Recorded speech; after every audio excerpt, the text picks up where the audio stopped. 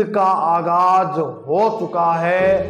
टूट पड़ो, युद्ध के मैदान सज चुके हैं। आ जाइए इस दरिया के अंदर मेहनत करने की औकात नहीं है। अगर देखो मैं कुछ ऐसी बातें कहूंगा जो आपको दिल में क्या पूरे शरीर को हिलाकर रख देंगी, ठेस पहुंचाएंगी। लेकिन अगर मेरे को लग रहा है कि आज अगर ये बातें ना बताई तो मैं एक अध्यापक होने का फर्ज नहीं निभा रहा हूं। आज का यही वीडियो मिनट क्या है, अंत तक बने रहिएगा। ये बात मैं दावे के साथ कहता हूं, लाइव कह रहा हूं कि कहीं ना कहीं आपको यह क्लास प्रॉफिट देकर जरूर जाएगी।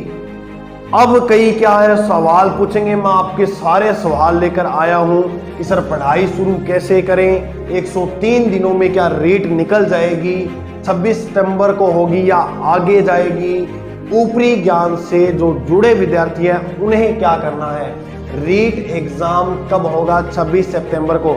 हमारे शिक्षा मंत्री डोटासरा जी ने यह विज्ञप्ति कल शाम को ही जारी की थी। बिल्कुल, तो मेरे प्रिय साथियों, युद्ध का आगाज हो चुका है। टूट पड़ो, युद्ध के मैदान सज चुके हैं। आ जाइए इस दरिया के अंदर अच्छे कंटेंट के साथ निरंतर। इनको बिखेरे नहीं, जो भी चीज पढ़ो उसे बिखेरे नहीं, उसे एक समेट कर एक निरंतर परंपरागत तरीके से अच्छी तरह से उनको रिवीजन करो। पढ़ाई शुरू कैसे करें, तो पढ़ाई को आप एक बेहतर ढंग से उसी कंटेंट के साथ जिसने हमें इतने समय से हम पढ़ते आ रहे हैं उनको फिर उठा लीजिए। अपने कदमों को डगमगाए ना। अभी भी हमारे पास 103 दिन है। अरे लोग 2-2 महीने की तैयारी के अंदर सिलेक्शन की औकात होती है पढ़ने की। मैं ये नहीं कहता कि 2 महीने की तैयारी में सिलेक्शन हो जाता है, लेकिन औकात होनी चाहिए पढ़ने की। फिर शायद मेहनत करने से सिलेक्शन हो सकता है। जापानी सैनिक कभी भी युद्ध के लिए निकलता है तो वो यह नहीं सोचता कि मैं घर पे जिंदा लौट कर आऊंगा। वो सोचता है कि अगर हम युद्ध के अंदर हारे तो अपनी गर्दन वहीं काट कर आ जाएंगे, क्योंकि वो जीतने के लिए नहीं, वह मरने के लिए युद्ध में निकला है। आप पिछले इतिहास उठाकर देख लो और बता दो मेरे को कि जापान वाले कितने की युद्ध हारे हैं। आप रियल वास्तविकता जान जाओगे कि किस तरह से हमें पढ़ाई शुरू करनी चाहिए। मेरे प्रिय साथियों, यही समय है सफलता की दास्तान लिखने का। तो एक अच्छी अप्रोच के साथ जुड़ जाइए तैयारी करने के लिए।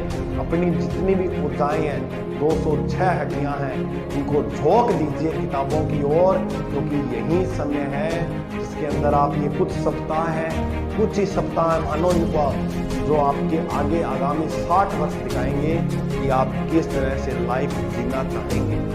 मेरे प्रिय साथियों, वास्तविकता है तो जुड़ जाइए।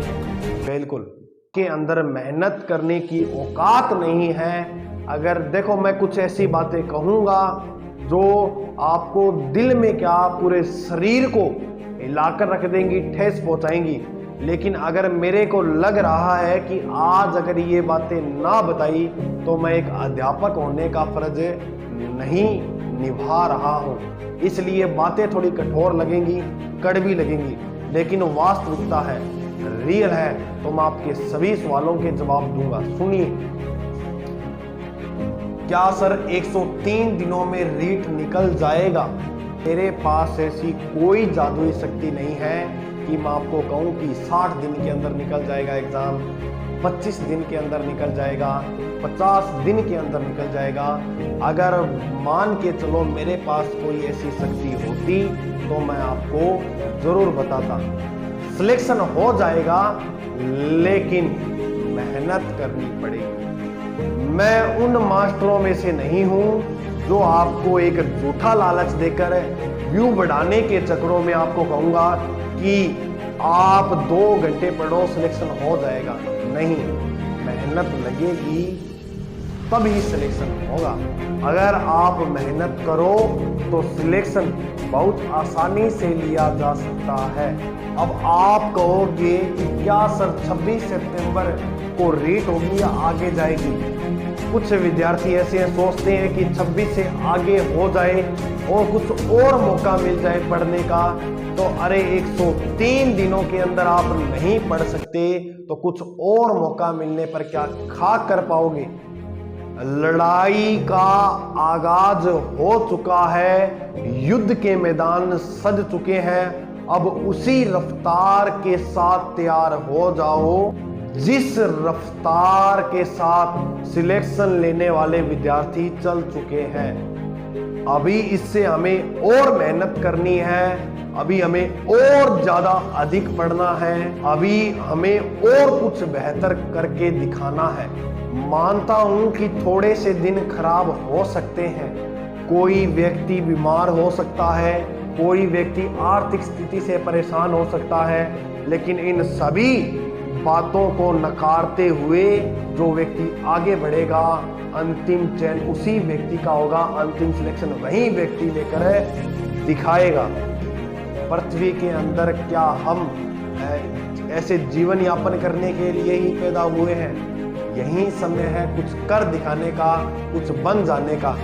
अगर आपके अंदर मेहनत करने की औकात नहीं है तो जाइए आंगनबाड़ी के अंदर पढ़ा लीजिए, क्योंकि वहाँ बिन मेहनत के भी जॉब लग सकते हो, लेकिन रीट को पार करने के लिए आपको बहुत ज़्यादा अधिक मेहनत है, करनी भी होगी।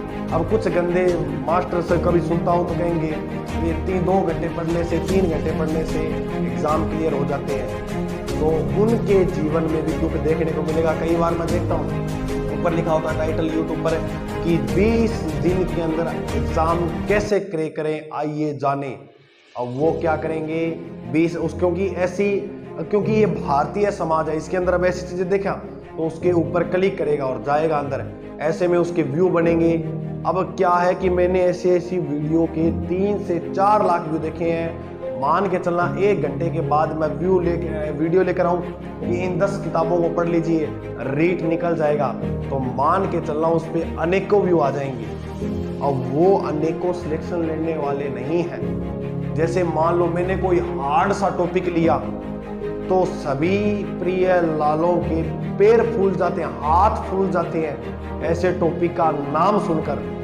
अब जैसे पहली बार तो जुड़ेंगे, मान लो कह दिया मैंने शुरू करवाऊंगा आपको, पहले जुड़ेंगे मान लो 10,000 जुड़े, फिर 5,000 हो जाएंगे दूसरी वीडियो में, तीसरी में 2,500 हो जाएंगे और ऐसे करते करते अंत तक आ जाएंगे 1,000 तक।